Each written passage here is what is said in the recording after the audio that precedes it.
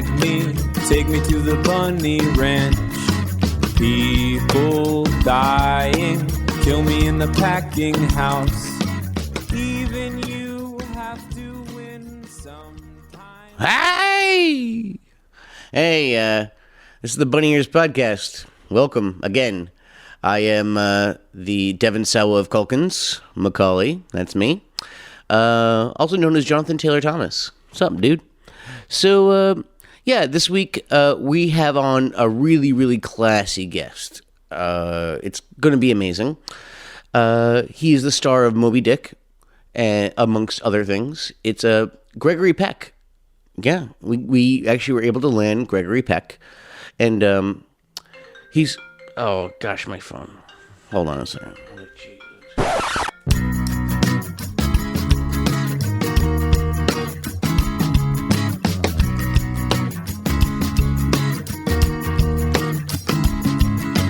Bind me, gag me, all right, take me to the bunny ranch. The volume's right. People All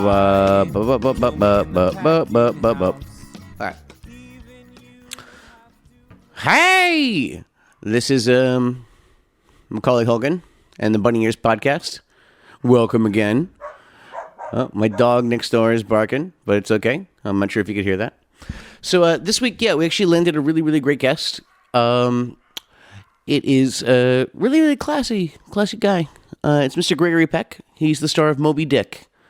He's Ahab in Moby Dick, in fact. So, can't really get any classier than that. So what's that? He died? Josh.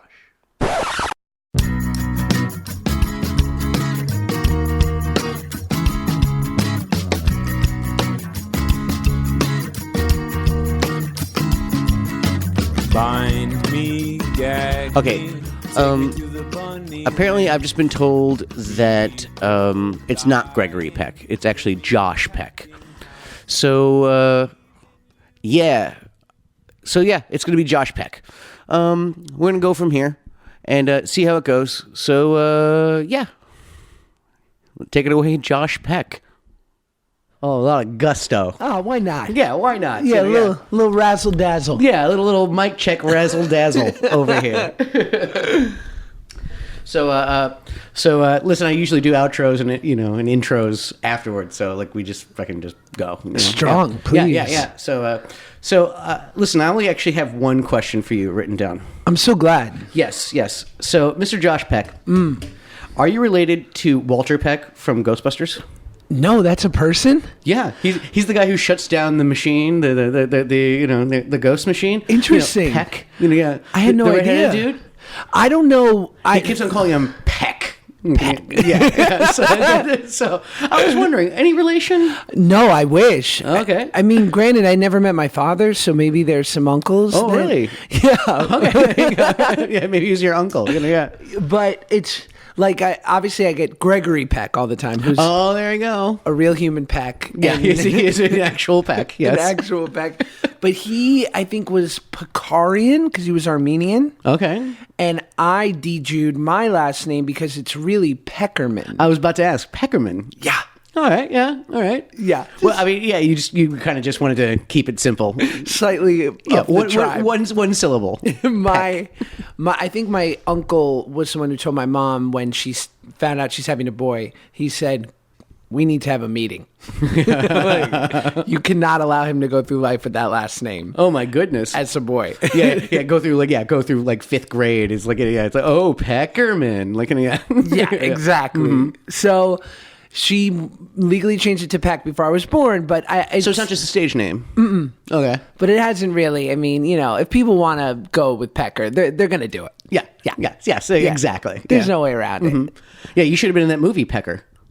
Yes. Yeah. You remember that flick? Pecker. Edward Furlong. It's a John Waters movie. Ooh. Yeah, he plays a photographer. What's going on with John Waters and Edward Furlong? Yes, right? Okay. Right. Well, John Waters now just hitchhikes all the time. No. Do you know about this? No. Okay, so there's every once in a while, it's every couple of years you hear a story Yeah, like we picked up John Waters on the side of a street. Like I forget where he's like living. It's somewhere, I think, in kind of the mid-south of, you know, the United States.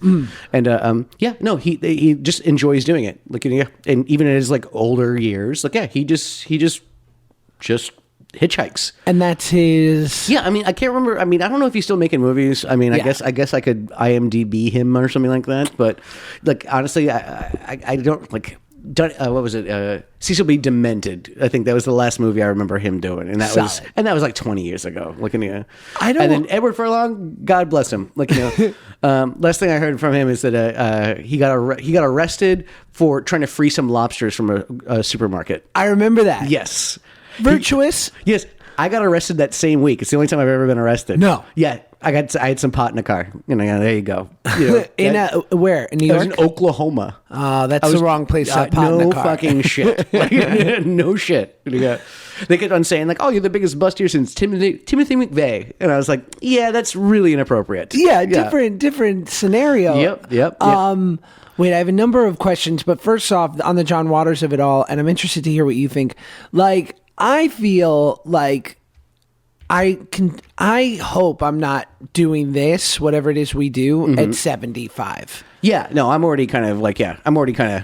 Yeah. I mean, I'm already pretty much done. Like, you know, yeah, like anything I do is usually a favor. You know, yeah. Like, Right. yeah. But Oh, like- by the way, audience, if you're hearing a thing in the background, that's the litter box. If you're a fan of the show, you've heard the litter box before. My girlfriend has a mechanical litter box. Robot litter box. Yeah, look at it. It looks like it's like egg shaped. It's in the corner, and it's like it's a thing. So you could barely hear it on the mic, but still, It's you like know. an Alexa litter box. Yeah. Play the Clash. Yeah.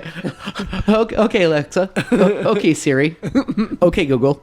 Oh wait, I shouldn't say that. Fuck, I have one of those things in the house. Really? Yeah. They gave me one for free. I did an ad for them, and now I have one in the house. And I always do. Okay, Google, play Taylor Swift's "Shake It Off." That's the only thing I've ever asked it to do, and I've asked it about 50 times. Shake It Off by Taylor Swift, playing on YouTube Music. Wow.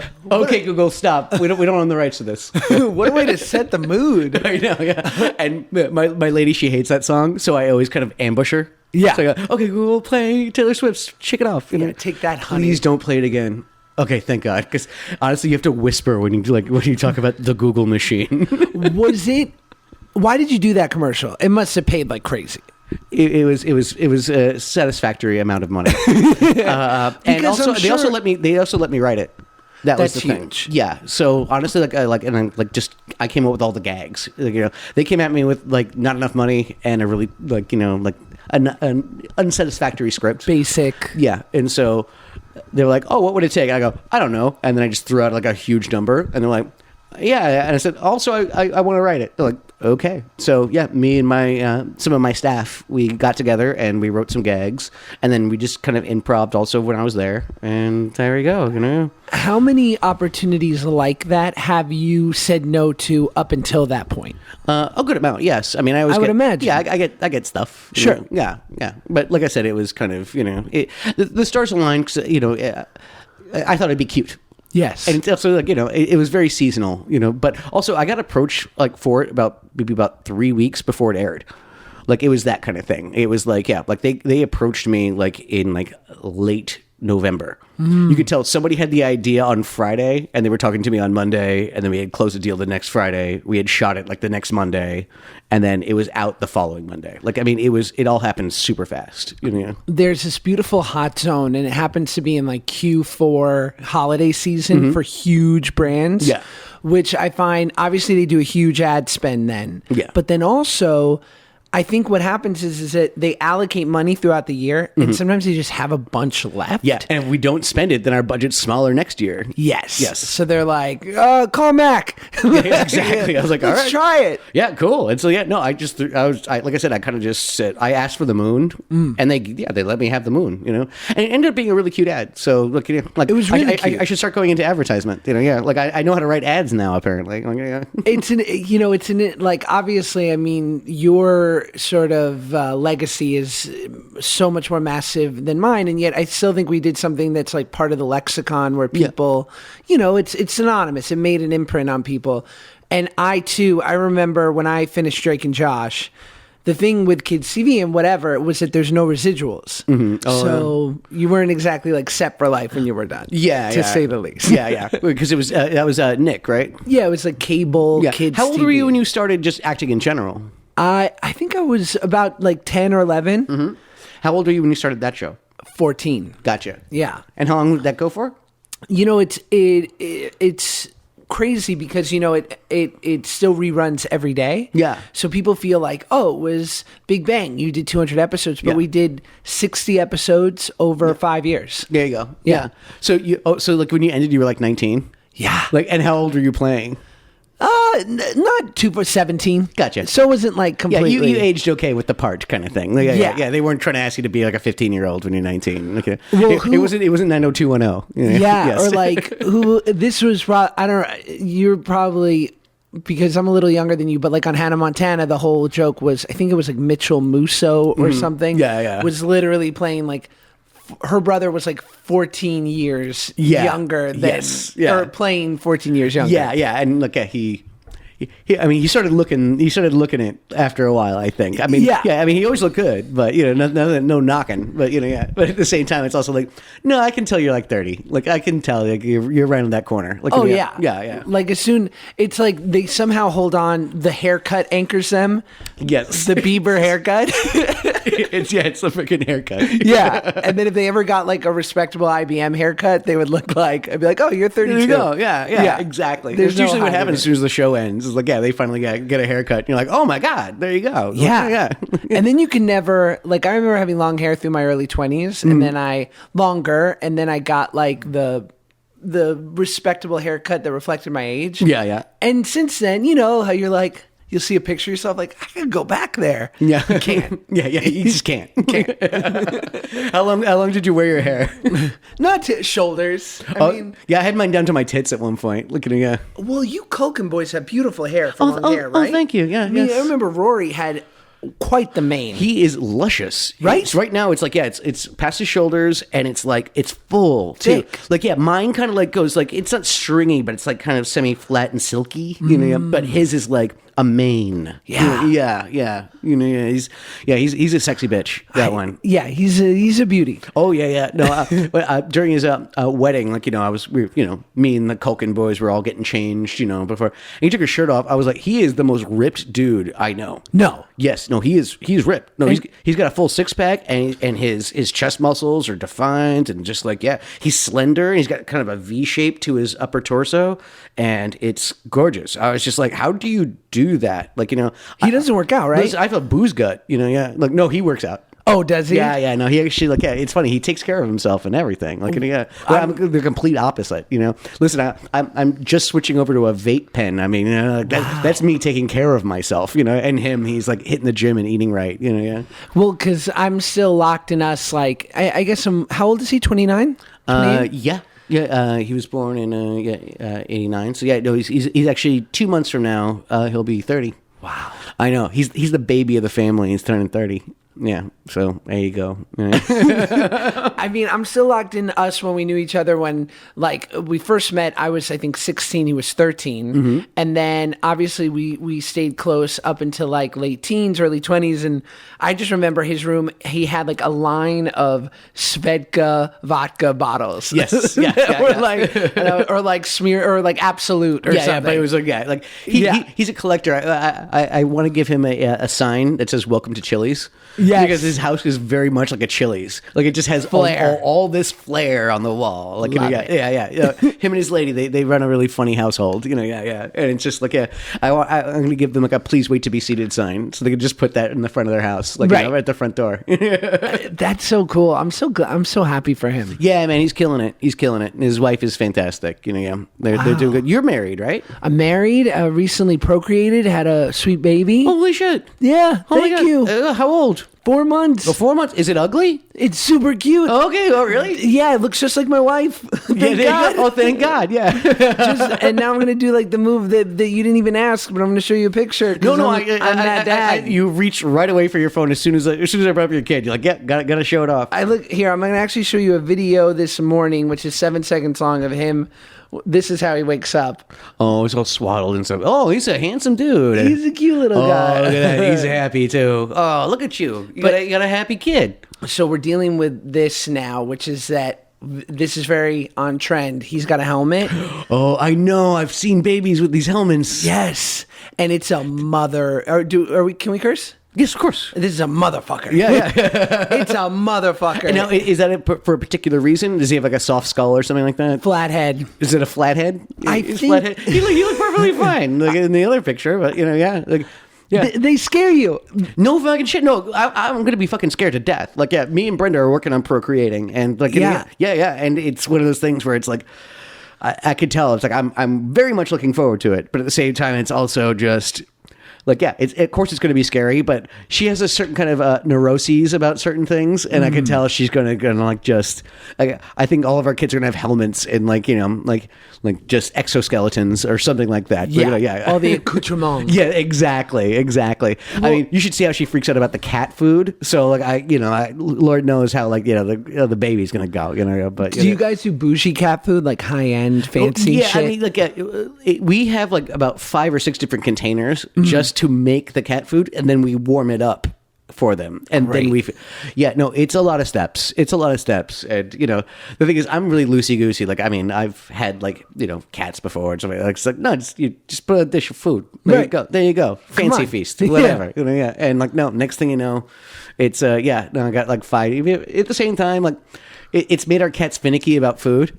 So like they actually got bored of their food, so we had to give them new food. Like not just new flavor. And she spends like 2 hours on the internet trying to figure out like what's the best food. Like like that kind of stuff. And she'll be a great mom. Believe you me, thank God, because I'm like kind of Mr. like whatever. Like I'm both a disciplinarian and the cool one. Like, you know what I mean? I'm the one who tells the cats to get the fuck off the counter, but at the same time, I'm also kind of just like, hey, go ahead, go play with my shoelaces, like like that kind of thing. Yes. So it's gonna be a funny balance. That's a good point. I think that describes me in my parenting. Yeah? I think I fulfill both those roles. Mm-hmm. I think probably the hard part is in the middle. Yeah. Which is what my wife is picking up, because she's so like, even we got this helmet and he's terribly uncomfortable.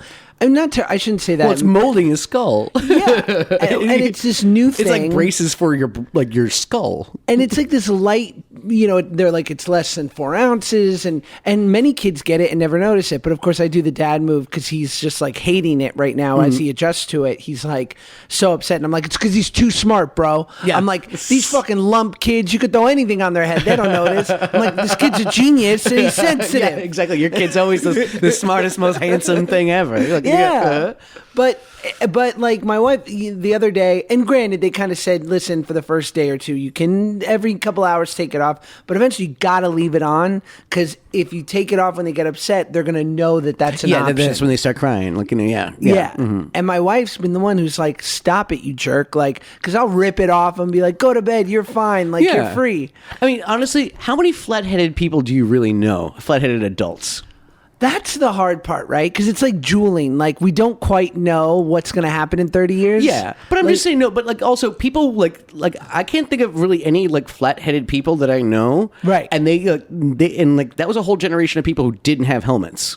Right, but like, that's what I'm saying. In like 20 years, are we just going to see people with beautifully symmetrical faces and think like, wow, we all looked fucking crazy. Touche. It's going to be a whole bunch of like young Elizabeth Hurleys. Like, right. Because I remember I watched a study of like they were trying to find the most beautiful face based on like symmetry, because that's sort of, and she apparently has like had the most symmetrical face. Wow. So like, like scientifically, she was the most beautiful woman in the world, because her eyes were the perfect distance and they were the right, like, Yeah, I have a face like a Picasso. Like, this eye is a little higher than this one. My nose is like this. Like, Did you like break your nose as a kid or anything? Yeah, I got elbowed, and I still have a deviated septum. I just never got it fixed, and it doesn't really bother me. So wow. Yeah. So you can still see like my cartilage, like right there. Yeah.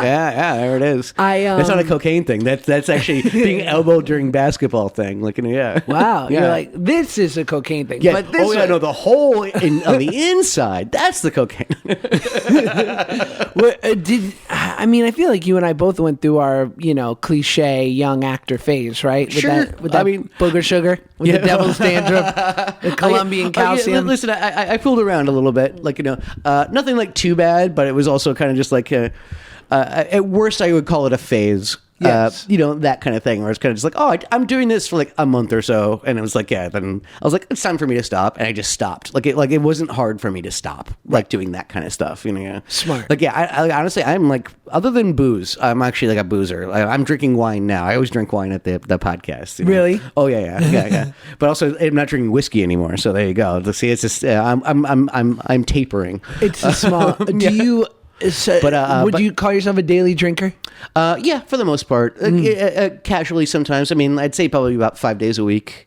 There's certain times where it's like I have nothing to do except like shoot zombies on my Xbox and, smoke cigarettes and drink wine. So it's like, I could pound more than a bottle or two. Right. But then it's also... like yesterday I didn't have anything to drink, and then like right before bed I had a glass of wine while me and the lady watched Top Chef, like that kind of thing. So it's not too crazy. And I don't even smoke pot or anything like that. I mean, I occasionally have a puff or here and there and stuff. Yeah. She actually enjoys pot more than I do. Huh. But it's also like, again, baby making. So I'm like pretty much kind of cleaning out my system. I don't even I have very little red meat now. It's a lot of fish, a lot of salad. Yeah. All that kind of stuff. Yeah. It's like, I'm trying to make sure my baby is, listen, I have vitamins over there. I have like fertile aid vitamins that, she wants me to take. So like all that kind of stuff. So you don't want to strangulate. Trying to kill, just trying to keep my body like all nice. Yeah. All I gotta do is impregnate her, and then cool. Then it's like nothing but cocaine and hookers from that point on. Well, then our job is done. Yeah, exactly. It's cool. I remember next 9 months, I'm cool. This is such a name drop douchebaggery of a story, but I remember my wife was like 8 months pregnant, and we went out. You know who Post Malone is? Yes, I gave him his award at the AMAs this year. No way. Yep. And actually backstage, I went to congratulate him kind of thing. And he was walking by and I said, "Sup, Toast?" And I think he thought he was misheard it or something like that, but I totally called him Toast, and I totally did it on purpose just because I wanted to see whether I responded to Toast. It's kind of genius. Toast Malone? Toast Malone. Yeah. How is that not a thing? I know, exactly. I want to get actually a toaster, to do the Mickey Mouse thing. You can get a Mickey Mouse thing burned under your toast. Yeah, how is SNL not capitalized? Yeah, exactly. Toast Malone. Yeah. So Post Malone. So he randomly was so Toasty was good old Toasty was a big Drake and Josh fan and randomly reached out on Twitter. We chatted for a while, and then he was like, "Come meet me out with your wife, and we'll have some dinner." So we go to this outdoor bar thing, mm-hmm. But it was I just remember that he wanted to smoke cigarettes, and I don't even think he realized that you can't do that around he was the one who was let me go to a separate all the way to the end of the bar because it was an outdoor bar and whatnot, and he couldn't have been more sensitive to the fact, but that as the husband, that's what you become is yes. The protector. Yes. Mm-hmm. And I was just thinking about moments like that where I was we've got to keep this fetus in fit form. Yeah, exactly. Yeah, exactly. My parents smoked pot when they were when she was pregnant and all that kind of stuff. It's and let's see how we all turned out. Yeah. Yeah. It's I want the same thing. What you want for your kids is the same thing. You want them to be you, but better. I think that's kind of what the evolutionary imperative is, essentially. You pass on your genes, but they're supposed to be better, smarter, faster, stronger, whatever. And so, you want to make sure, we're in a position now where our thick monkey brains are smart enough to figure out, why don't we just not smoke around our pregnant wives or anything like that? I just couldn't believe that Posty had the foresight to be, I remember him saying, let me go to another part of the outdoor grill. No. And I was like, he seems really sweet. I was Post, how are you thinking from like I'm the Yeah. dad, and you like No, how no. did you know this? Yeah. I'm a heavy smoker, and like I do the same thing though. Like I can't smoke around kids or pregnant like ladies. Like, Yeah. I was like, God bless you. No, Post exactly. Malone. Exactly. Because God bless you. you get it. You Yeah. care about the world. He was actually dope. But yeah, it was funny. My wife and I, we were just barely a year married. And I'm a sober guy, like 11 years sober, because I wasn't able to regulate I gotcha. Were you a smoker at one point? everything. Yeah, gotcha. And I remember thinking, and my wife is like beautifully normal, like Irish Catholic, so she can like put them down, but like we'll do that a few times a year. Yeah. Otherwise, she's vegan. She's completely, so she's like the Yeah, perfect. mine's a pescatarian. Like, yeah, Right. And like, yeah, she's got her shit together so well. Like, yeah, like it's like, Isn't it like, what are you doing with this? Like a scumbag like me? Me Like, too. yeah, Isn't right? it weird to watch? Right. People who like naturally don't have to try to be better. Yeah. And my wife, so I remember like we had been married for 10 months, and she said our friends, had some trouble getting getting pregnant. And Had trouble getting married. we all have that. Yeah. And I remember her saying, we would love to maybe have a kid within the year. Maybe we should just kind of stop protecting. A month later, we were pregnant. Yeah, there you Because go. I'm like, I got this healthy, You're fertile, dude. sober, virile. Yeah, viralness. You know, Exactly. this sober ass sperm. I go to hot yoga every now and then. Yeah. which probably like radiates the sperm, and like you are the beautiful like vegan vessel. Yeah. I was like, this is prime. Of course, we got pregnant right away. Her doctor said like of all my habits, that the drinking's not so bad, even the smoking's not so bad. Even though it's like okay, like when she's pregnant, like you don't smoke in the house and all Right. that kind of stuff, and that's why I'm already vaping. Wow. But the habit that she was most concerned about is that I'd like to take hot baths. And apparently that's bad for the little swimmers down there. Oh. Yeah. And so it's like you're boiling your sperm off, that kind of thing. So that was the one thing that of all my bad habits, like the good one is actually the one that's bad for that. And so I came up with a scenario. I said, honey, when someone like breaks their leg or something like that, they put like a plastic bag over it with and they tie it off so they can take a bath. So Sure. What if I just put a plastic bag over my balls with a rubber band? Do you think your doctor would be okay if I did that? And she's like, I'm pretty sure she wouldn't. With ice in the bag. Yeah, exactly. What if I ice down my balls? That's amazing. Yeah. I was like, I'm pretty sure the doctor wouldn't be okay with that. But now she has this vision of every time I take a bath, I'm just like a grocery bag around my nuts with a rubber band around it. I wonder how your feeling is, because with me, I don't know, everyone is different, but I just remember my wife and I had not to be too personal, but we had never done the thing that is required to have a baby, in the sense of listen, you just started. You fucked your wife. I fucked my wife. Yeah, that's what I mean. It's that simple sometimes. Well, I fucked my wife, which I would do quite regularly, but our form of birth control was to just not allow the last step to happen. You pull out. Yes. Yeah. You can say it.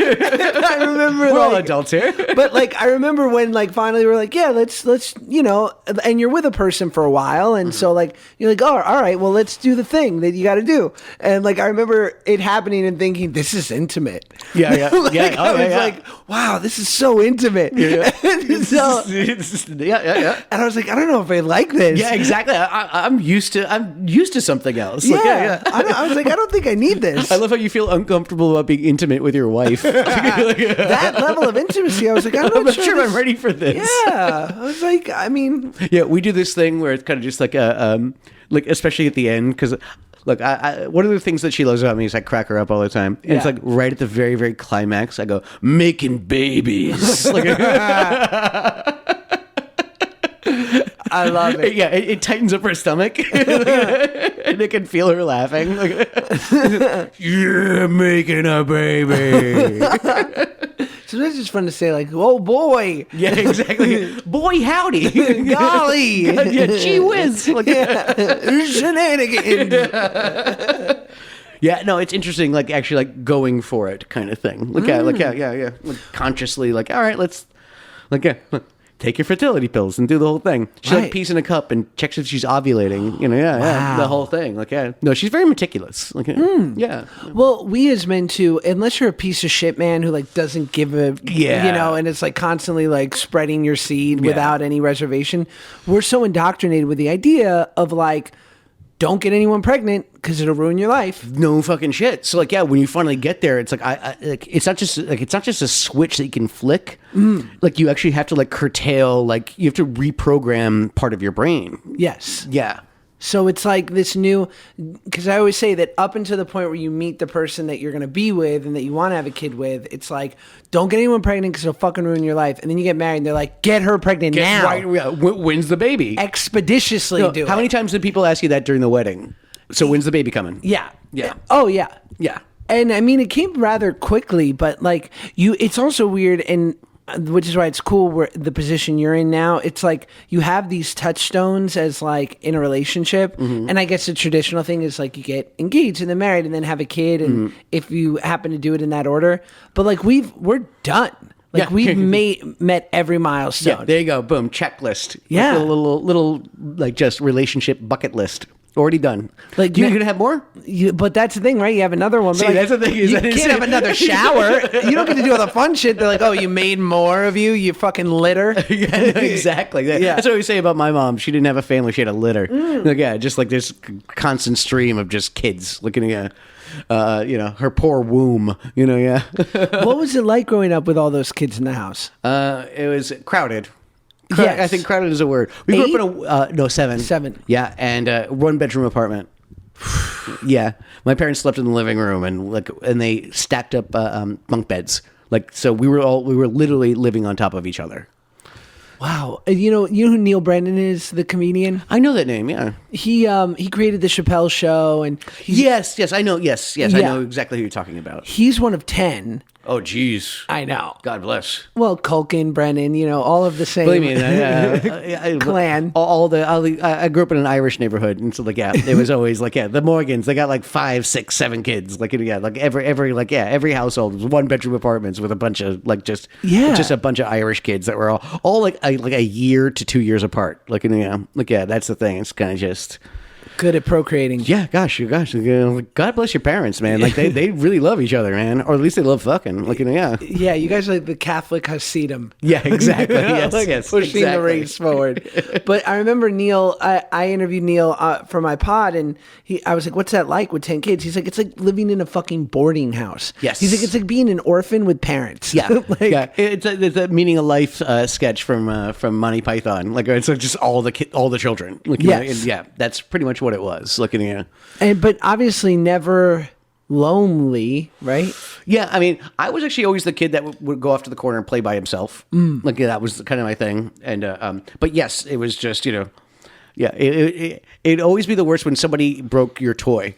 Or broke a toy, because nobody had a toy, essentially. It was very rare. It was everybody's stuff. Yes. It was all collective. It was everybody's clothes. It wasn't your clothes. It's that kind of stuff, I mean, how many siblings do you have? Just me. Oh, just you? I know. You're rolling solo? Just me, solo dolo, with my single mom. I was going to say, because you said earlier that you never met your father. Looking at you. It was just like a little, her and I were our own little... Do you know who he is? I know who he is. He passed away. So the kind of are you okay with that? Or is that a good thing or a bad thing? It's a number. I think I'm okay with it. But Gotcha. It's one of those wonderful things that you think you're okay with it, and then all of a sudden you vandalize a vending machine. Yeah. That fucking vending machine looked at me the wrong way. Yes. And I never met my dad. Yeah, exactly. So I think it was funny. I worked on it for a long time, and then I'd had some random curiosity, and I remember at 26. Telling my mom, I think I will. I knew he lived in Florida, and then I remember my mom called me. Of course he was from Florida. Of course. Old Jew from Florida. And my mom said, I guess she had looked him up because it sparked an interest in her during our conversation and knew that he probably was on Facebook or something. And she's like, I'm sorry to tell you this, but he passed away. And while I never had a deep desire to meet him, I'd always flirted with the idea or imagined. Exactly. You'd be remiss if you didn't at least go down that road in your mind. Of like what would it be like? What's he like? All that kind of stuff. I mean, did he sound like an okay guy, or did he just like was he that kind of like traveling businessman who was laying pipe everywhere? I think he was both. Funny you say that. Gotcha. Like I think. The interesting part was that he was in his 60s when he met my mom. So my dad died of old age. Oh, yeah. He aged out of life. Yeah. I think he like punched his ticket at 87, and he had 3 kids who were all grown and a wife. And from what my mom tells me, he was, in quotes, separated at the time. They were business associates who like had dinner a few times a year. Gotcha. How old was she if he was 60? Older, 42. Okay, yeah. Oh, wow. My mom's 75. Oh, holy shit. Yeah. That's fucking crazy. Yeah. Yeah, wow. Yeah. So I think he was separated. There was probably more women like my mom that he crushed. Whose souls he crushed.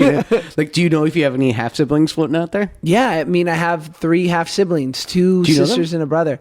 No, I know their names. I've seen them on Facebook. Gotcha, but it's like that. Yeah. And I also feel... I had a half sibling also, like at one point. Like, yeah. Really? Yeah. Passed away. No. Yeah. Before I even like I heard about it, and then like within a year, it's like, there you go. Like, there you go. I mean, I didn't really have any interest in meeting her. Right. Yeah. Because that was also kind of complicated, like in its own right. She heard about her, and then I got a call or no, got like a letter from like her lawyer, like requesting essentially money. No. Was what it was. So I had my lawyer call her lawyer, and my lawyer called me back. Goes, he's not a lawyer. It's like it's her boyfriend, like masquerading as a lawyer kind of thing. And it's like, because this doesn't sound right. Like the whole thing doesn't sound right. And I'm like, yeah, no, it doesn't sound right. And then less than a year later, she died of an overdose. I was like, well, okay, like just like. It's weird because it's also like, if she approached me in a non-lawyery kind of fashion or something like that, like I would have at least been mildly receptive, or something like that, I'm like, but it was like it was just a weird kind of like, oh, thanks for doing that to my life for a second, it was really fucking strange, yeah. That was your only introduction to her. Yeah, that was it. Wow. And then finding out that she died, it was like, oh, well, there you go. Like that's like it's like. Cool. And actually, of course it would have been easier if none of that happened and I didn't even know she existed kind of thing. But, right. At the same time, it's also, I don't want to be naive to life either. So it's like, I guess I'm glad for that life experience. Like, I'm not going to get a tattoo about it or anything like that. But Fair. But it was like, very strange. I remember, my whole reticence about... First, I have enough friends, but B... Yeah, exactly. I have enough Facebook friends already. Yeah. But meeting my siblings is like, Do they know about you? So that's my suspicion is that they don't. Gotcha. Because if they knew they had a brother floating out there, like here they are, this big, nuclear family, and like, are they gonna... I can't imagine having sisters that wouldn't be like, maybe we should just meet this kid. Yeah. What's the age difference? Are they older or younger? Much older. Gotcha. Like 50s. Gotcha. So it was his first family. Yeah. And then you happened. And I was like this, fun little, side bit. Yeah. And so I imagine he took it to his grave, which now having my own kid, I can't even imagine what that was like. No fucking shit, yeah. But also, I don't need, from what I can tell, and I've looked through pictures, they revere their father. Like, he was great for them. And it's not my place job. to muddy that water. No. There was this great interview. Do you ever listen to the Startup podcast? No. I'm going to forget his name, so I won't say it. But anyway, it was they interviewed the preeminent lawyer, a Boston guy who basically has the very interesting job of delegating money during huge tragedies.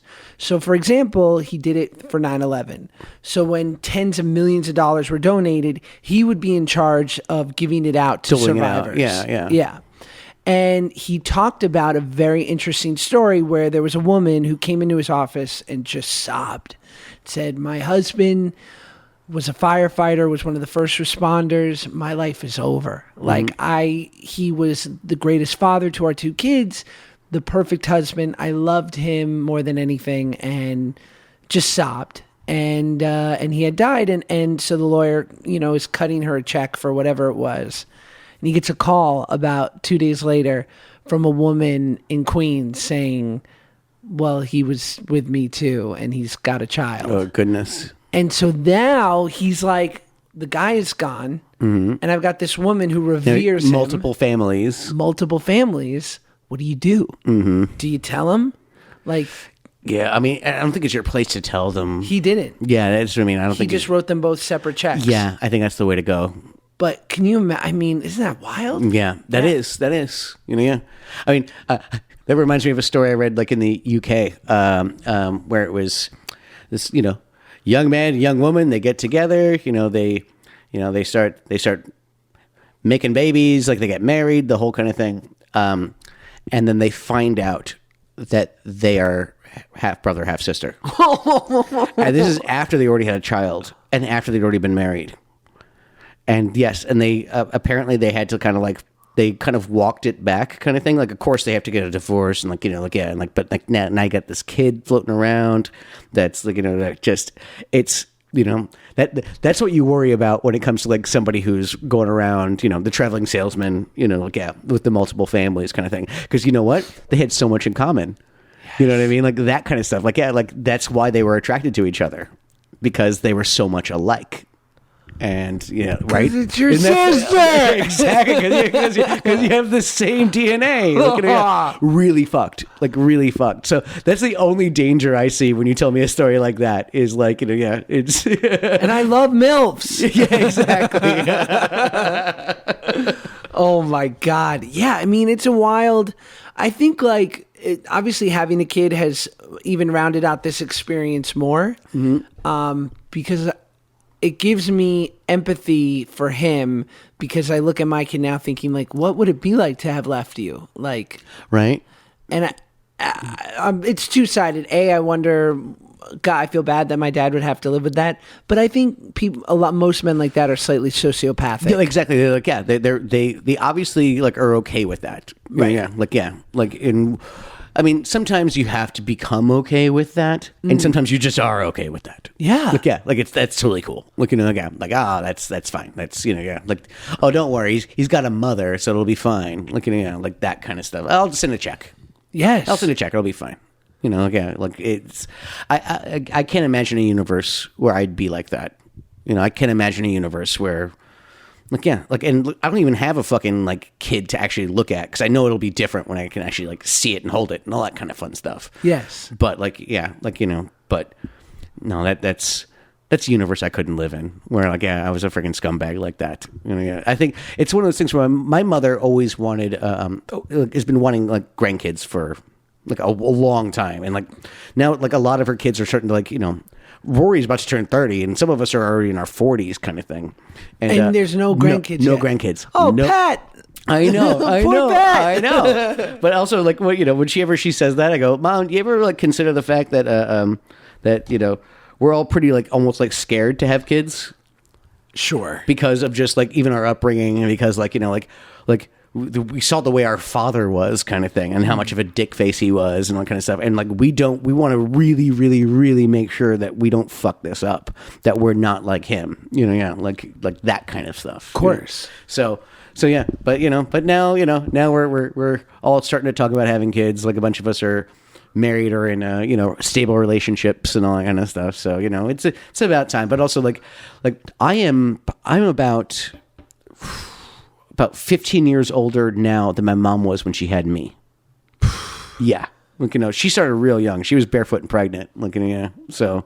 That's insane. Yeah. You know, that's what she wanted. She wanted to be barefoot and pregnant, you know, and she did that every other year for 14 years. She had 7 kids over 14 years. So it was, you know, a year pregnant, a year off, a year pregnant, year off for 14 years. All vaginal deliveries? No, C-section. All of them. Her stomach looks like a fucking, and some of these are from the 70s. So her stomach looks like a fucking smile. It looks like the pin from Watchmen, essentially. Boy. Yeah, it's a smiley face. Looking at, she's got like a kangaroo pouch. Well, when you hear about, like, I mean, you know, I just to see my wife in 9 months, the toll that just emotionally and physically, and she looks incredible. Like, yeah, no, she looks great. I just met her. Yeah. yeah, thank you. Like, she's bounced right back. But just seeing like just how her body ached and like how she couldn't breathe for 6 months because the baby just kind of camped out on her diaphragm, just pressing on her diaphragm, like lungs. Yeah, and I'm like, oh, 6 more times? No, you like I can't. Were do you that massaging her like feet and like calves and stuff like that? Yeah. Yeah. You're that attentive. I mean, I tried to be. I'm okay. Like, I'm happy being. We're none of us perfect, but yeah. No. Yeah, but still. Okay. But you were trying to be an attentive husband. So many men are pieces of shit, Mac, that you'll quickly find, like, because I'm sure, I don't know if, not to project, but like, I feel like I'm reasonably selfish in many things. Yeah. And yet, as soon as the kid came here and when my wife was pregnant, it just was like so natural for me to be like, oh, I want to help you. Yeah. Like exactly. Yeah. Yeah. No, that's the same like thing. Like, yeah. Believe me, she's just working on a show right now and she has to wear high heels. So I give her calf massages, things like that. And that's just when she's like just wearing high heels. So imagine if she's like carrying my fucking seed, I can imagine how like attentive I would be. I already ordered her lunch. She's not even going to be here for another 2 hours and she's already got lunch ready for her. I pack her lunch. She doesn't like the catering on her show. So I actually give her a packed lunch and hang it on the doorknob for her, like every other morning. What do we make? It's usually order in, but actually I do make things for her. But yes, no, I make sure she's a pescatarian, so it's I'll make sure she has like bagels and lox or something like that, Very nice. Yeah, that kind of stuff. And but also I make sure she has like chips. And I give her like a dessert of some sort, something, some kind of cookie or whatever. Beautiful. And then I give her plastic, the plasticware, because we save all of our like from takeout, like we save all of our soy sauces and ketchups. That's like, New York. We have a whole we have not drawers, we have bins of it. I like it's even, and it's so fucking corny, so forgive me, but even with my kid changing diapers, which I never thought I'd be into, but now that I do it, I know, like, he too is very like, as soon as his diaper's wet or whatever at all, he's like, get this thing off of me. Yeah. And I'm like, of course. Yes. You ever walked around with wet pants? Yeah, It exactly. sucks. Yeah. Itchy. And so like, I've shit myself as an adult, so no, I don't need that. you don't want to sit in I there. remember one time I sharted at a party, and I was like, "Oh God, like what do I do?" Like Yeah,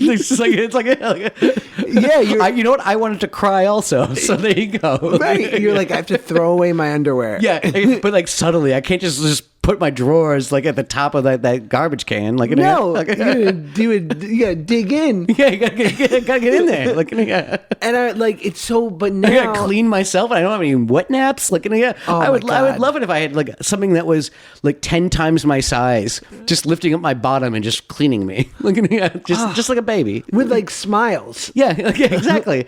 You get used to the smell. Yeah, he doesn't eat real food yet. Okay. Which I've heard is what is the turning point, and then Okay. it becoans fucking. Because I'm used to baby poop because we always had kids in the house, and I was the third oldest, so there was always like babies and diapers in the house for like a long time in my youth, and I was actually always okay with the baby poop smell. Like, I mean, it was it was always kind of like. It always looked a little soft, It looked like baby food. It looked like you just went straight through them, Right. that was the part that I always like noticed. I was like, like it's different than like me. Like it's like they're not so bad. Actually has the smelliest poops. I'm going to throw this out here, Please. Rory. Really? For a long time. I think it's because he eats so healthy. Right. Yeah, it's like it's a. I have a friend, Doc Hammer, and he talks about because he's a vegetarian in a long time. He always talks about how his shits smell the worst. Now he is like just like he eats a lot of Indian food, and he talks about tandoori ass. It's like, oh God, baby shits are like kind of like like I said, they kind of are like kind of a poop smell, but kind of like still smells like Gerber. Yeah, I mean, we just literally gave him his first little taste of real food yesterday. Oh, neat. And what I've heard. What was it? It was blended avocado. Oh, of course, yeah. So, because my wife's from Sacramento, she's like a California girl. Yeah. And it's already soft to begin with. Like, it's soft, Yeah. and then we put it in the baby food like little blender, and then you actually have to mix. Not only is it soft enough then, but you have to mix it with formula. Yeah. Like water. It's what I do with my cats. It's like when I'm transitioning from one food to another, I use their old food and then slowly transition them to the new food. Like, Yeah. just mix it more and more. Yeah. So, so that's what you did with your kid? Yeah, that's what we did, and it's so funny because eating is so foreign. So he didn't he kind of licked it, and he wasn't sure. But I've heard that once they get the hang of it and they start eating like one regular meal a day, the shits become unbearable. Yeah. So there's going to be a turning point in the next 2 months. I mean, right now I'm just so happy because he's so he feels so good. Once I've changed the diaper, then I'm like, I'll do this for you forever. I know, he's got a smile. He looks really delightful. He is. Yeah. He's good people, and it's interesting. But What's his name? Max. There you go. Is it a family name? No, my wife just likes short, good punch of a name. Yeah. So it's not like Maximilian or anything like that. Just Max is on the birth certificate. Max Milo Peck. Max Milo Peck. Actually, I like that. It's yeah. fun. It sounds like a character in a Lewis Carroll poem or something like that. Yeah. So he's pretty fun, and yet to your point, wanting, and you think about of course I won't be my dad because look what happened, and of course you won't be yours, and yet there's always these little. I notice it with things I do that my mom did. My mom, and I don't think it's any big surprise why I was overweight, was she showed love through food. Mm-hmm. That was my cat's overweight. And it's the world. And it's so funny because my kid, we found out at the doctor because the doctor used this once. She has kid tongue depressors that are flavored. So the kids love it. Yeah. And they've also grape, cherry, that kind of shit. Exactly. Yeah. Dreamy flavors. Yeah. And so now I remember we gave him. He had to get a shot the other day, and so of course he's crying. And I immediately, without even thinking, Mac, I grabbed the tongue depressor, rip one open, shove it in his mouth, and I'm like, Paige, grab a bunch for our bag. Yeah. And she's like, great. Because they can't give him ice cream yet. But I know it's just a preview of what's to come. Then I'm going to be like, you okay? Do you want a bag of Cheez-Its? Yeah, exactly. You're seeing it. You're seeing my mother. Yeah, your own mother. It's going to be bad. I mean, we have this older, because I grew up in Murray Hill. So we have this beautiful friend of ours, Ruthie, who's like a surrogate grandmother, and she's in her 90s, who lived 2 floors above us in our apartment building. And her famous line is always, "Your mother was always feeding you." I knew you'd be fat. Your mother's old friend. It's I know it. I know. Well, you're in great shape now, though. I mean, you work for it? Yeah. Yeah? Yeah, I mean, yes, definitely. Yeah, how often do you work out? I try to do it 5 days a week. Oh, really? And it helps with the old sobriety. Yeah, there you go. The natural endorphins. You replace one thing with another. One addiction with another. Totally. I know that. I know the game. Yeah. And do you go to a gym or you do it at home? You got a home gym? I do. I go to bougie Equinox type shit because I was just You got a trainer or you do it on your own? I do it on my own, but I'll do a mixed bag of boxing or a little yoga, a little hot yoga. I know you mentioned hot yoga before. You're I did. Look at that. Hold on, flex. Give me a flex. Well, I got a flex, but I did CrossFit. I was a big CrossFit guy. Did you just throw out you had to get shoulder surgery there, right? I tore my pec. Yeah. Oh my God. Peck. Josh Peck tore his pec. Yeah. Look at that. And that. Wow, gosh. It's semi-recent. I mean, a couple within the last 5 years, right? Yeah. This was exactly 4 years ago. There you go. Yeah. You got it. I know what scars look like, brother. You know a good scar. Okay. Yeah. Believe me, I'm older than my years. All right. Let's put it that way. Wow, Yeah. I'm impressed. Thank you. But that was that. I think, and that happened when I was 28, and I was like, okay, I'm not. No more CrossFit. What am I trying to fucking do here? Yeah. Who am I trying to impress? Yeah, exactly. I hate CrossFit people because they would be like, "Oh my God, I just got a new personal record for my deadlift," and I'm like, "But you're an accountant." Yeah, exactly. Who cares? Yeah. Going to the tough man competition. What are you doing? What are you fucking proud? You do Excel spreadsheets all day. That reminds me of the I think it's even the pilot for the Kids in the Hall. The Kids in the Hall. Yeah. So do you remember the Eradicator? No. So he would. They were playing like not handball, but like squash or something like that. And he was the eradicator, and he wore like a mask, and he was always like challenging people like on like the tournament board and stuff like that. And he's taking it so seriously. He's wearing a mask and everything, but he's challenging like the guy who's kind of just like just like. The mid-level vice president of some like paper company or something. Yeah. He's like, yeah, and he like barged into the room. He's like, I challenge you. And he's like, yeah, okay, I'll Tuesday at 4. Like, you got it. Like, prepare to be eradicated. I'm the eradicator.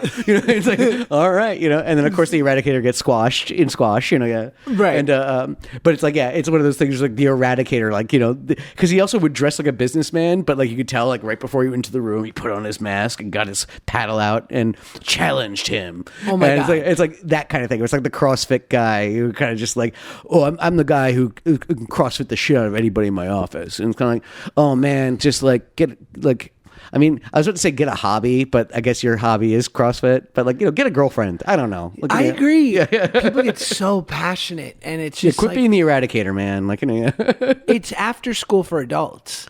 Yeah. Yes, that's exactly what it is. Like, it's like those little kids that take karate or ballet. Yeah. Something like that. Looking, yeah. Mm-hmm. And I want to say, like, but the difference is, like, my wife comes from this big athletic family, which I grew up in, like, a musical theater household. Yes, yeah.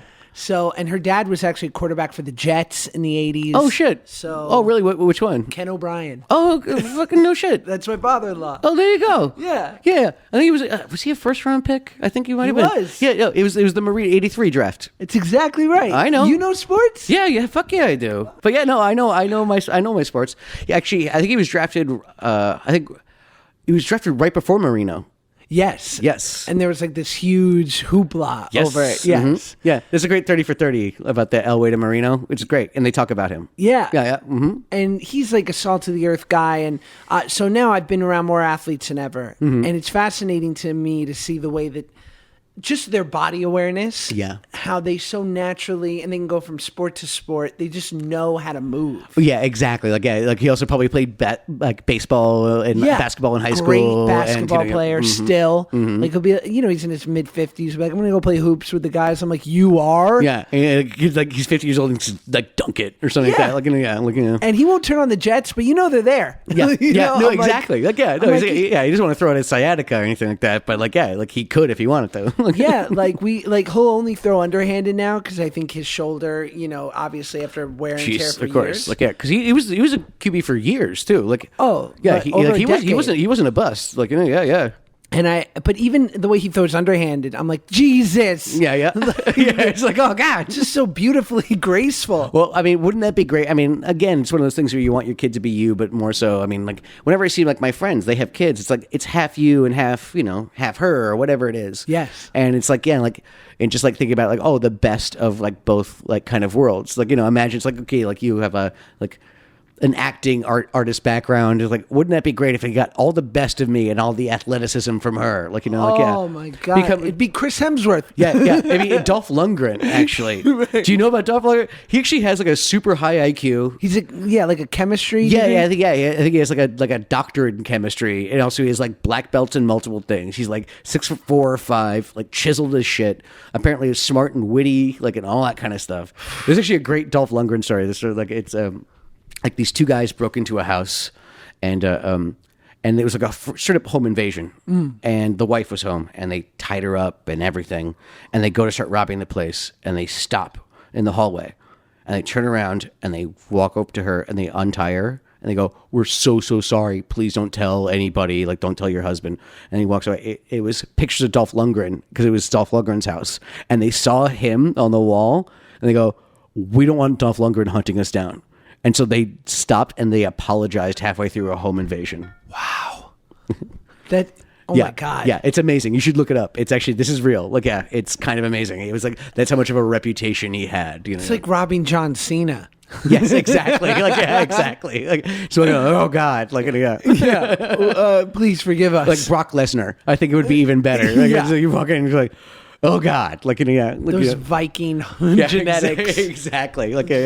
Oh my God. Mm-hmm. Yeah, I mean, it's a fascinating thing to see. Like, But I But would. but you want the best of everything, like, you know what I mean? Like, yeah, like just imagine this kid has just the best of me and the best of her, you know. It's so I can't wait for you to get pregnant because Me too. I really can't, and I hope that. What I'll tell you this now, and I found this weird thing is that people love to fucking scare new parents. Oh yeah. And they it's like they get this it's this weird sort of All of a sudden, autism will be like thrown into the conversation like casually or something like that. or Like, you know, even lighter than that. They just like to go like say bye to your life. yeah, exactly. Like, yeah. Sleep now. Yeah, yeah. And it's so schmucky. Yeah. Let me just tell you, none of that is fucking true. Yeah. I remember I interviewed Jeff Garland for my pod, and I remember in the moment, because my wife was 4 months pregnant, I felt like he was being a little flippant. But now it's like a great lesson that you get early on. It takes time for you to realize, wow, he was so right. Like, I was asking him for advice or telling him something to that effect. Like, people are telling me this. He's like, stop. Mm-hmm. Stop it. Mm-hmm. He's like, you don't know the kind of kid you're going to have. Yeah. Maybe he'll be colicky. Maybe he won't.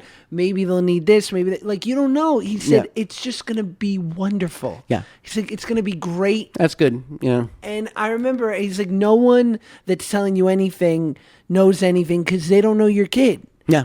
And I have found that totally to be true. I even remember this girl recently said this to me after Max was born. She was like, you know what I say about kids? It ruins your life, but it's worth it. And I was like, I remember thinking, I don't agree at all. Yeah. Yeah. Because, and I don't know how you are. I've had enough brunch. Mm-hmm. And Yeah. I've taken enough yoga. Yeah. and I've had my fair share of vacations. Yeah. And it doesn't mean that that's going to not come back. Yeah. But I can totally enjoy tripping out with my kid. Yeah. On a Tuesday night and falling asleep at 9:30. Yeah, exactly. Yeah, you've already sowed your oats. Yeah. And, yeah, exactly. Just that's exactly it. Just falling asleep on the couch as a kid, Yeah. And people will say to, I remember we didn't find out the sex until the day. Oh, really? You did that? Yeah. Yeah, all right. Wow. And people were and all my bros would be like, come on, boy, right? Yeah, boy, Mm-hmm. you want boy? This is what you want? Yeah. And I'd be like, nope.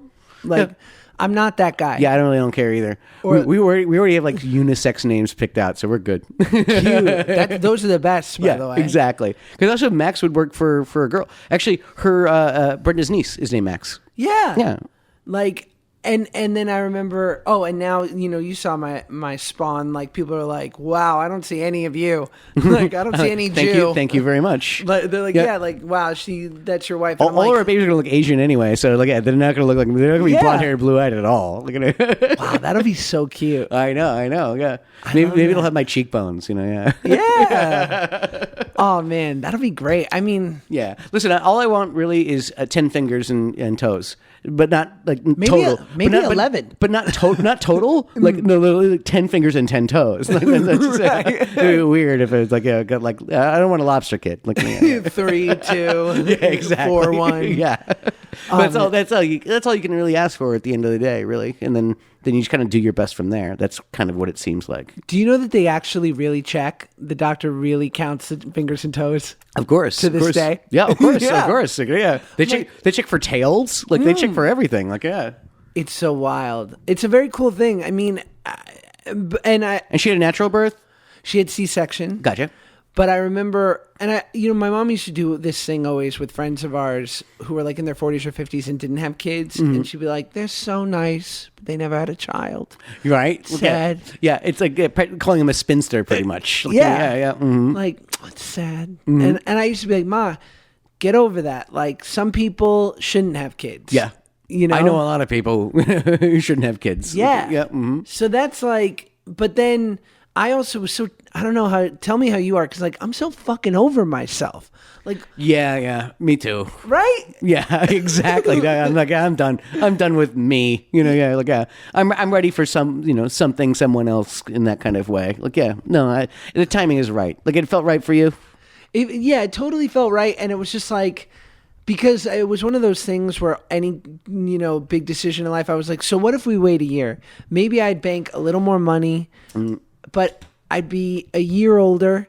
And I was I'm 32. Thank God I've got enough scratch saved up to where I know I can support this kid for the next couple years at least. Mm-hmm, yeah. And So, like, the only difference between now and a year from now is, like, maybe I go on 2 more vacations and I'm a Yeah. year older. Yeah, exactly. You know? And I've already swum in the ocean. Like, I'm good. Yeah. Like, so. And also, it doesn't, you know, especially the older the kid gets, like, you know, the less and less it excludes, you know, like, things that you can do, like that kind of thing. I think, you know, like it's a little trickier to fly on planes with a, you know, a 1-year-old than it is with a 5-year-old or a 6-year-old, like that kind of thing. Like, like that kind of stuff. Like, you know, I think it gets easier and easier to kind of. I have some friends, and they have a couple of kids now, but yeah, they have really great kind of like funny kind of rules for themselves to kind of maintain their own sanity. It's like he gets every Sunday like to do whatever he wants, and she gets like Saturdays and like that kind of like where like like he'll like come over to my place and like, okay, let's pound some whiskey and, you know, play some cards or whatever, like that kind of stuff. Like, all right, cool. And he gets to do that, and it's like all fair game, and you know, and she gets her days, like, you know, where she gets to be a girl with her friends and stuff. That's and great. So yeah, you still kind of get that release. You still can kind of, you know, that cut loose or whatever, you know. Yeah. And and at the same time, the older the kid gets, it's the easier it is, like, to take them places and to hang out. Like, easier to take them to a dinner, you know, like that kind of stuff. Like, yeah. Oh, I have a question about Party Monster. Ooh, give Can it to I me. ask? Yeah, of course. Did you meet Michael Alec? Yes. What was he like?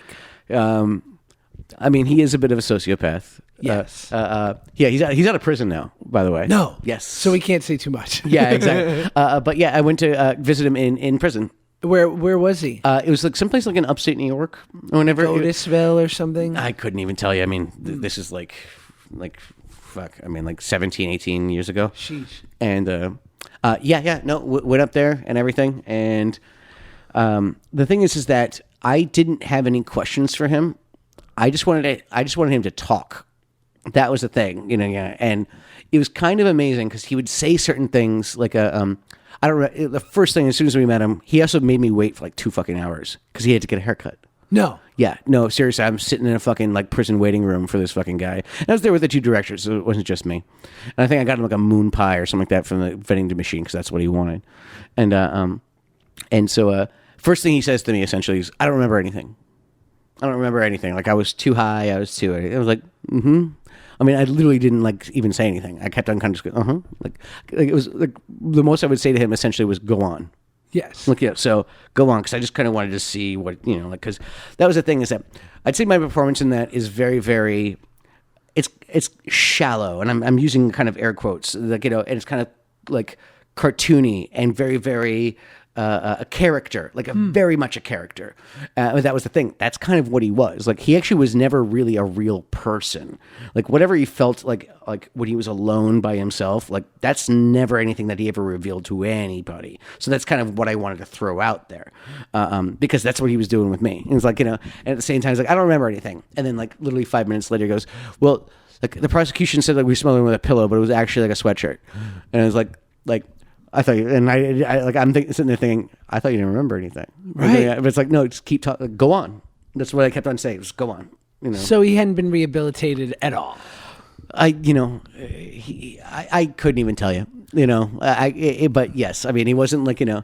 I don't think he was like a murderer kind of thing. Like I don't think he was going to come out and be like a serial killer or anything like that. Like, you know, I think he's done enough mental gymnastics to justify his actions. You know what I mean? Like, to like, yeah, it's like, oh, like, you know, I was high and, you know, he was a jerk and he was mooching off of me and like that kind of stuff, you know? So he was kind of going down those kind of roads. And like I said, justifying his actions because, you know, listen, he's got to live with himself. He's got to sleep at night, you know? And especially like, because the place he was at was solitary confinement only. So now he's also by himself like 23 hours a day and everything like that. So you have a lot of time to think. And also, again, you have a lot of time to do mental gymnastics. You know? Was he there to as an order of protection? I think he had violated something in his previous prison. Look, yeah. He said he got set up. That's the way he said it. Look at it. It's like they gave him some smack and he did it. And then like 5 minutes later, they came in there and gave him a drug test. Like that kind of thing. And that's why he's in this place. And, you know, yeah. And, it's like they said they gave him what's that stuff? Something salt, like not pewter salt, or it's something. It's the stuff that makes you soft that they give to boys. Like apparently, it's like a mythical thing that they give to boys at like boarding school, so they don't get erections. Oh, yeah, fuck. I'm gonna go anti boner meds. erect salt. I'm gonna say salt. Saltpeter. There we go. I was saying pewter, but yeah, saltpeter. And he was saying that, I think they're putting saltpeter in all the food here. 'Cause I haven't had an erection in a couple of months, and all the other inmates are saying the same thing. And I was like, I thought you don't hang out with the other inmates. It's kind of just like all of his things didn't add up a little bit. So I was kind of just like, go on, Right. like yeah, because he was just like he was a character. And like yeah, he was he never like seemed like very very real, So that's kind of the way I played it. I played it like really kind of like like over the top that way kind of thing. Because apparently he was even worse back then, So Oh, I'm sure. Yeah. I remember I was at Sundance when it premiered. And Oh, goodness. seeing the movie and it felt like it was the toast of the town. Like that was the movie that got goodness. talked about during that time. Right. I mean, it must have been a fun. it was a very Sundancey movie. Yes. Yeah, that's the thing. It was very like of its time essentially. Did you obviously you spent time with James St. James? Yes, well, yeah, because he wrote the book, and yeah, he came to the set a little bit, but yeah, I got to hang out with him both before and after it. I haven't seen him in like over a decade at this point, but he's like delightful. Like really? Oh yeah, he is. Like he actually would pull certain things, like even during the Sundance stuff, where he would say, Britney Spears. Apparently, she showed up after the movie started, and apparently they wouldn't let her in because the theater was full, and she came late. And like so, that was the story that went around during the after party. Britney Spears didn't come to our fucking premiere. That's awesome. Yeah, but like next thing you know, that's like it was like he was pulling stuff like from the movie essentially. Like here's how you throw a party, and here's how you get a lot of buzz.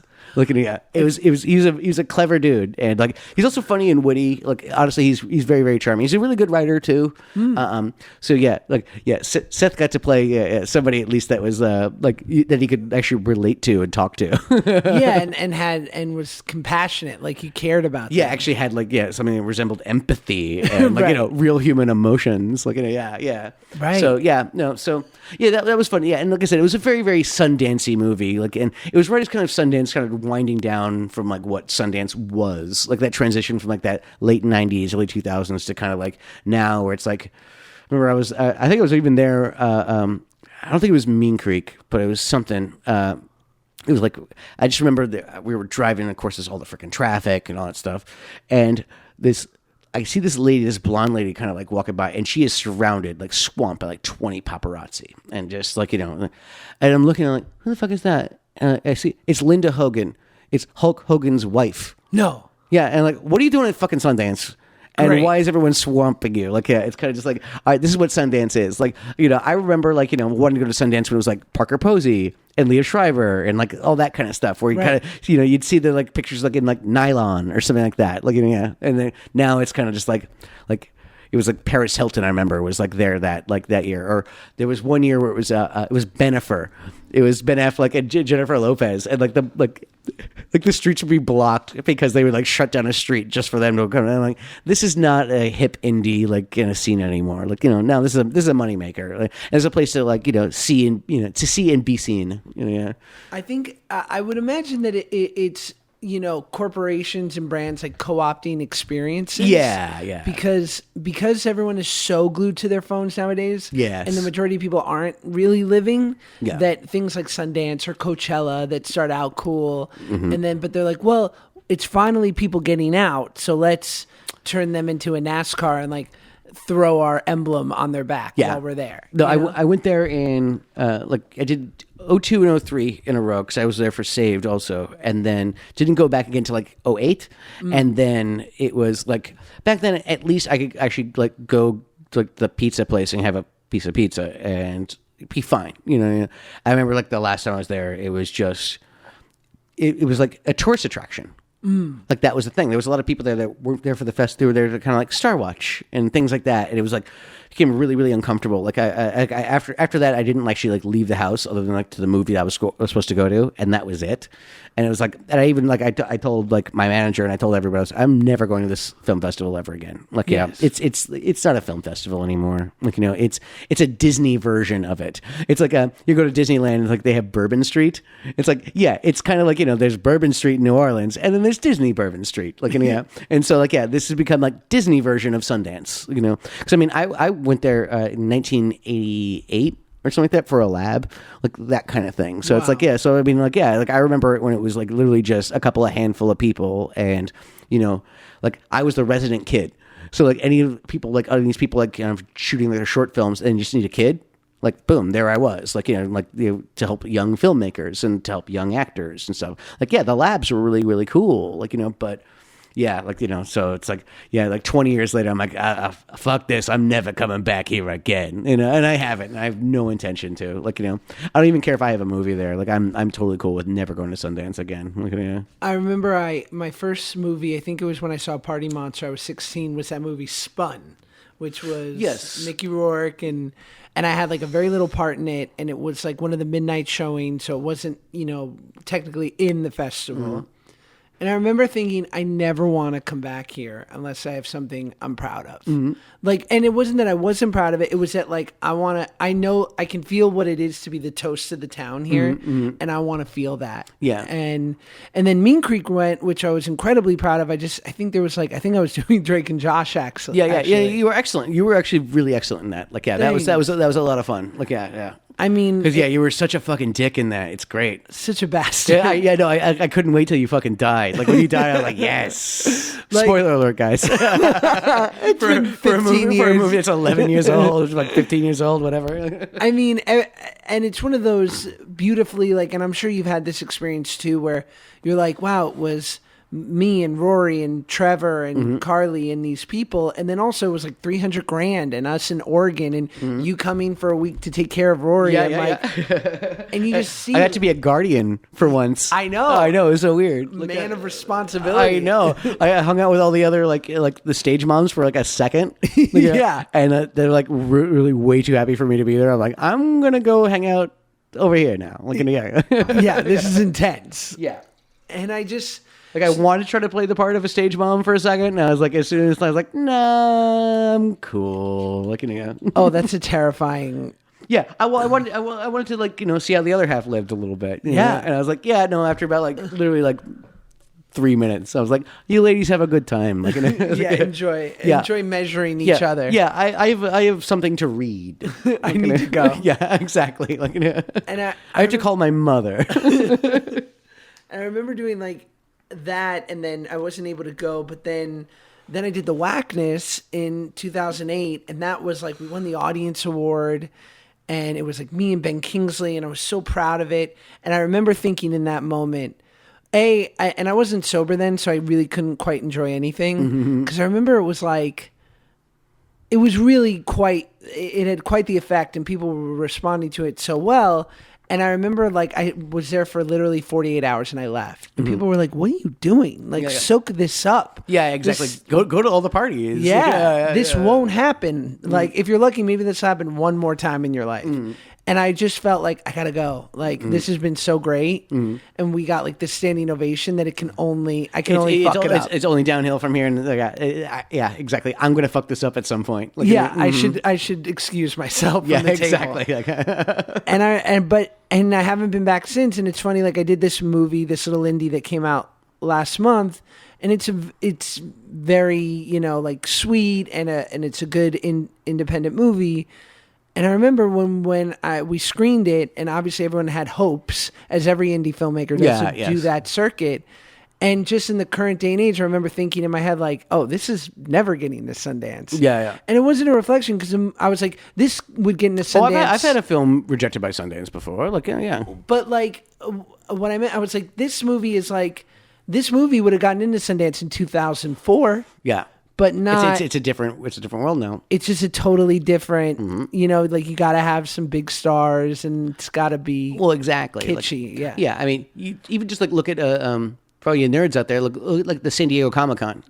And how like it started off as like a niche kind of thing, like we're just like get your thing signed by some indie kind of like writer and so, and now it's like there's entire like ballrooms like dedicated to Game of Thrones and things like that. Like it's I mean even like look at like South by Southwest in Austin. Like I remember like because it's hard to get around in freaking Austin during South by and. Like they have like these little rickshaws, you can like kind of like jump on, and like there's like Game of Thrones like stuff on the back of it, and like advertisements, and like something about like Seth Meyers' new late night talk show and all that kind of stuff. And it's like, what does this have to do with like what South by is, like like what the music scene is, and what the art scene is, what the movie scene is, like that kind of thing, and like it just evolves because.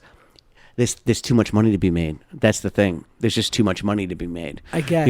Like I mean, like after a while, you gotta like they start selling their souls a little bit to the corporate devils because that's and I don't really necessarily blame them. You know what I mean? Like it's like the whole city's winning and we're making money and and we're it's stimulating the local economy and so it's like everybody wins, but at the same time it's like it's that well back in my day South by was back in my day. Sundance was really cool. Like, it's like, like, I guess we're turning to crotchety old men a little bit. Like, we totally do.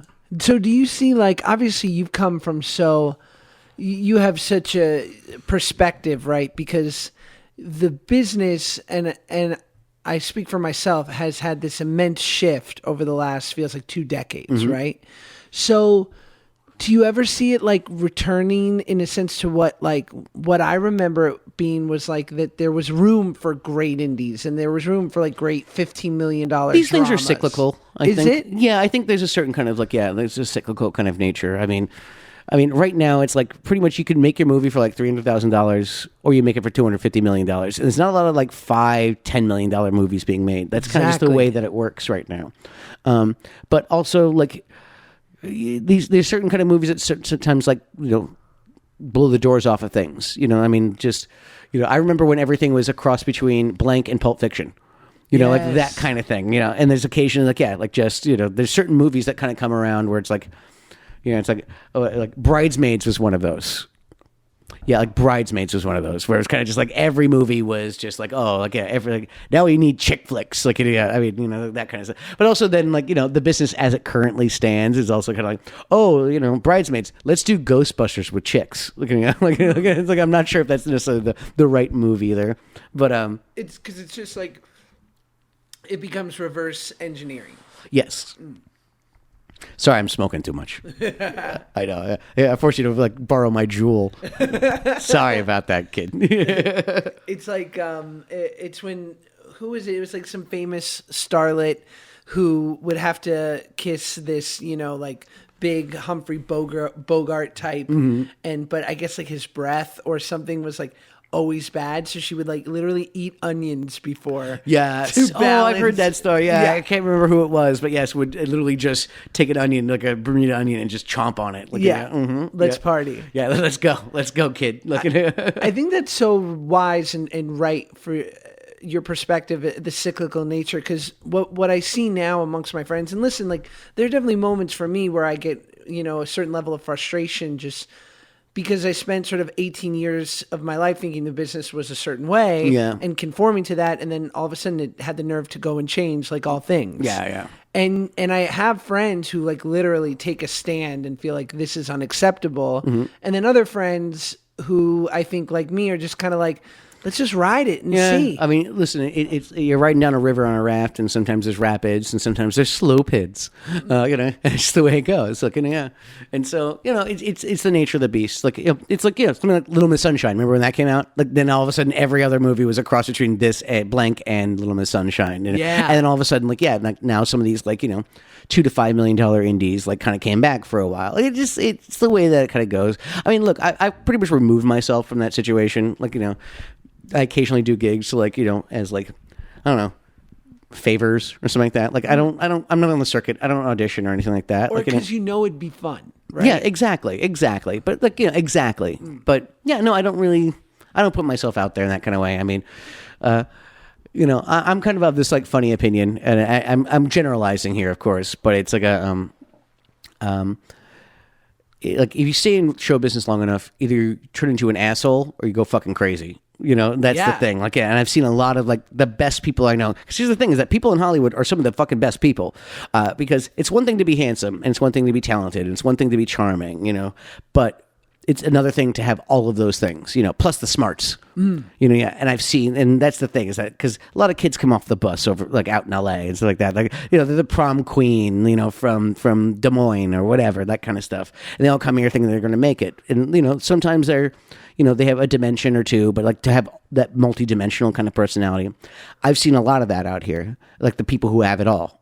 Yes. And you know what? I've seen this business fucking eat them up and chew them out and turn them fucking crazy or turn them into fucking assholes. You know, yeah. And so like I don't know, like it's just a big turnoff for me, really, more than anything. You know, I try not to judge too much or anything like that. I just kind of just like look at it like the scene, and I go like, yeah, it's not for me. Like honestly, I'm gonna raise my dog and my 2 cats, and I'm gonna be happy. Like, you know, I'm gonna drink my wine, and you know, I'll put some microphones in front of us, and we'll do something like this, like you know, that kind of stuff. But for the most part, like you know, yeah, like I mean, I don't mind. I've been doing some more developmental kind of stuff and some kind of producing kind of stuff. But like, you know, in general, like yeah, it's just like it's not a means to an end in any kind of way. It's kind of just more of an outlet to be creative. You know, it's not a way to even like make money necessarily. You know, listen, I made my fortune when I was like 9 years old. Like I'm good. I'm good. You know, yeah. So, yeah, I just kind of do things to do things. You know, at this point, Was that ever? The one thing I'm interested in is because I grew up without much money, and I know you did too until you made some. Is it weird that other people knew that you had a lot of money? Oh yes, of course. Well, like yeah, and also like I mean, especially when you're a kid, because they think you have money. It's like no, I don't have money. I'll have money when I'm 18 after the trust, you know. Yeah.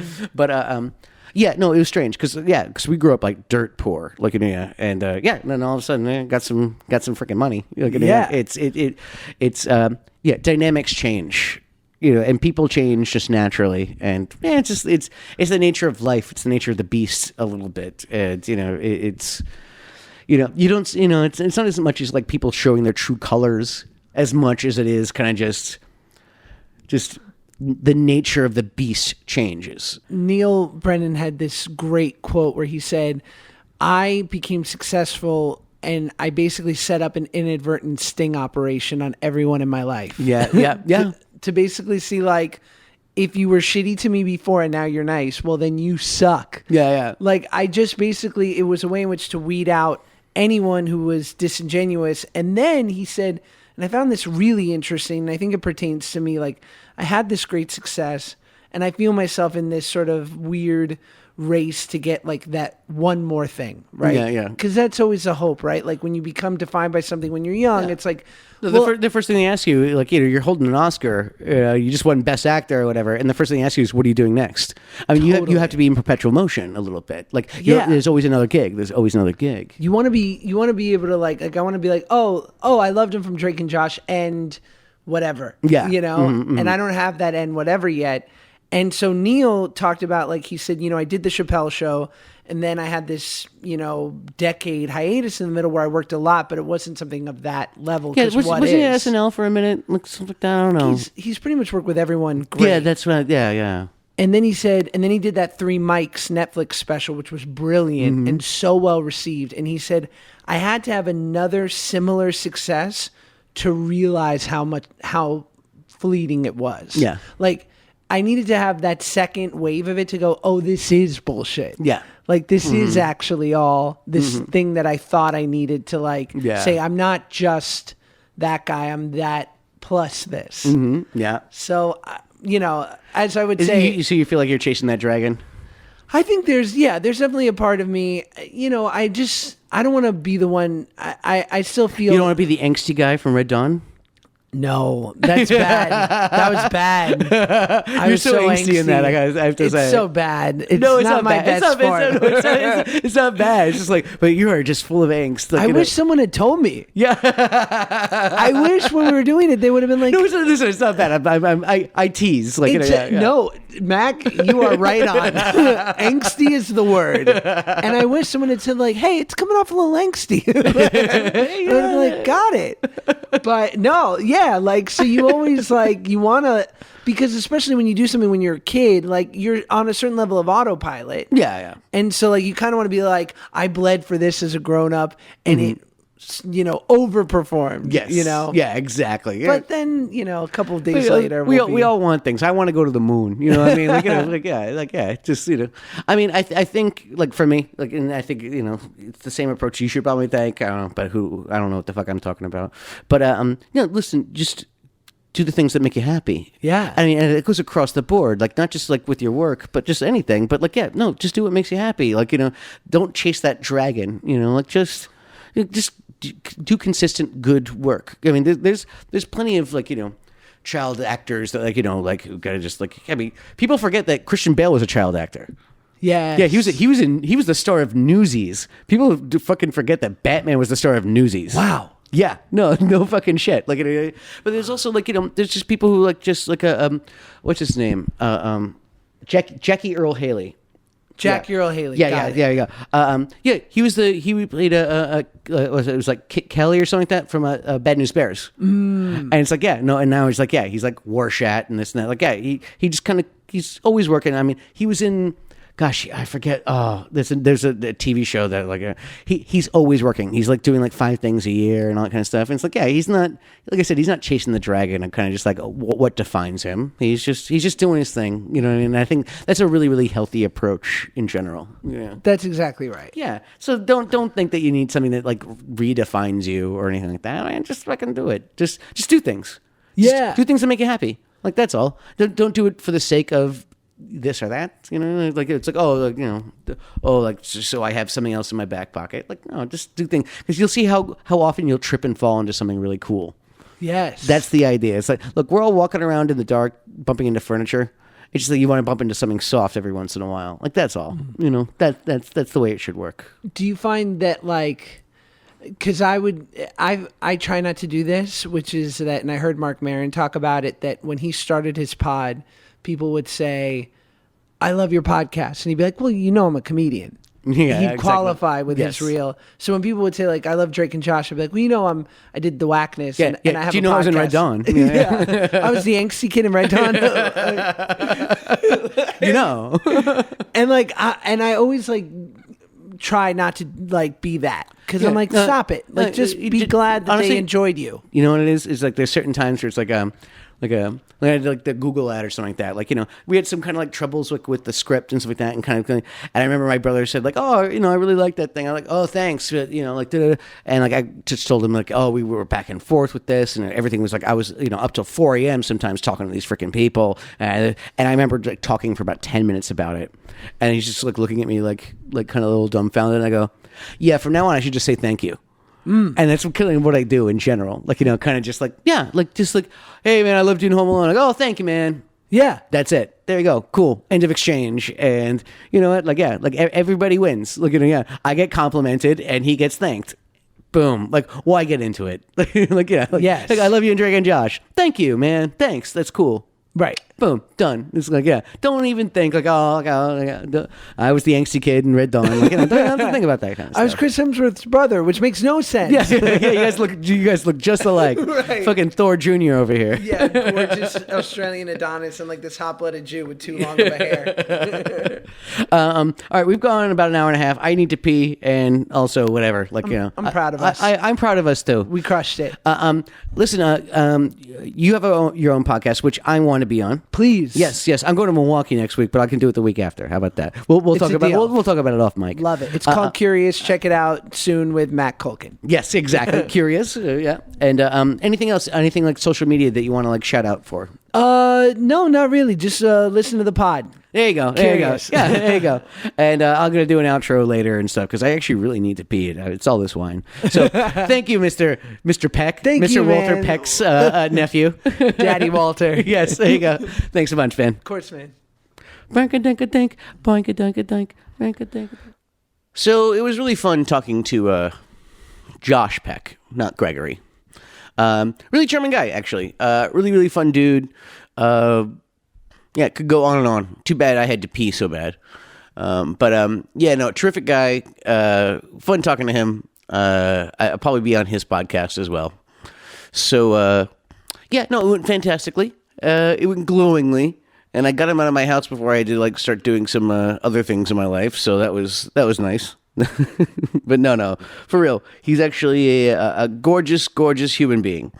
So, yeah, so this is the part where I have to plug my stuff. Check me out on the Twitter. It's at Incredible Culk on the Twitters, and on the Instagram it is at Culkamania. So pretty cool. And leave us voicemails. Give us a call because we play them at the end of the show sometimes, and if you're cute and funny, do it. And honestly, we're running low on voicemails. So for real, if you actually give us one, we'll probably just play it for shits and giggles. So our number is 845-393-4629. That's 845-EZE-HOAX. So yeah, hit us off. And yeah, thanks for listening if you've gotten this far. And that's it. So yeah, that's it. All right. All right. Rink-a-dink-a-dink. Rink-a-dink-a-doo. Bonk-a-dink-a-dink. Boink-a-boink-a-boink. Rink-a-dink-a-dink. We're always getting voicemails. 845 EZE hoax. I said it's 845 EZE hoax. It might sound dumb, but it's not a joke. It's 845 EZE. Hey everybody, just wanted to give a what's up to everybody on the podcast. This is your old pal Jack. I was just thinking, is the episode of The Simpsons where Bart divorces his parents because Homer saw his money from the commercial he made as a baby, was that based on Macaulay Culkin himself? I think it might have been. And he meets Tony Hawk. Yeah, something to think about. Hi, Mac. This is Anna from Anna's Dollhouse. I just wanted to say I'm loving the new podcast, and I'm so grateful to have my comics featured on Bunny Ears. Thanks again. Bye. So I should be studying for my nursing school final that is tomorrow, but instead I'm calling a random telephone number. Thank you from 36-year-old me to 20-something year younger me. Thank you to you and Devin Sawa and Austin O'Brien for all my sexual awakenings. You're fucking amazing. Later. Oh my God, Macaulay Culkin, I'm John Travolta. I'm here to tell you I love the podcast, man. I love a podcast, and I'm Scientologist. Make sure to convert to Scientology. Hey, John Travolta out. I love you, Macaulay. Oh my God. Find me, gag me, take me to the bunny ranch. You are freaking lumberjack! Oh my God.